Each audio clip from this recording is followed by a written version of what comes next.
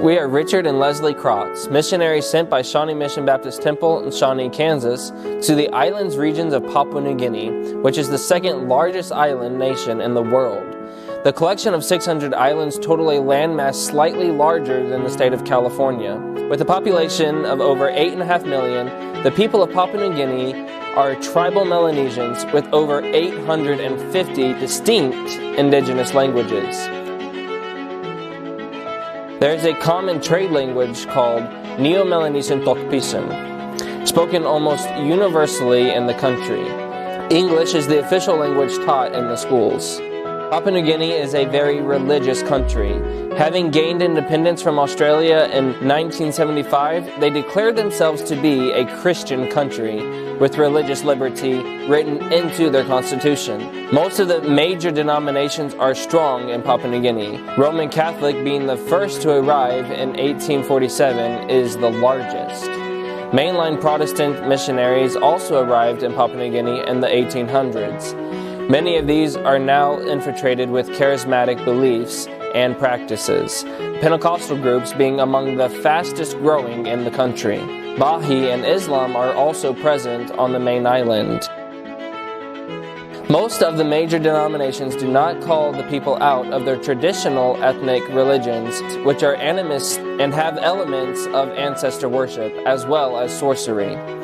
These hold a very unholy alliance between Christianity and the powers of darkness.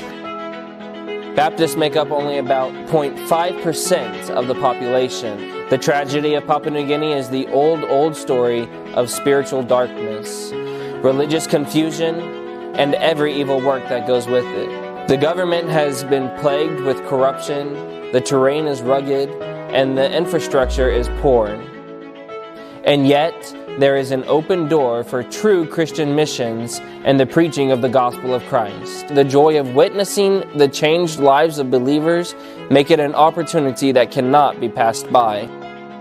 I am privileged to be a third-generation missionary. Having lived there a good part of my life, God has already suited me for the task ahead.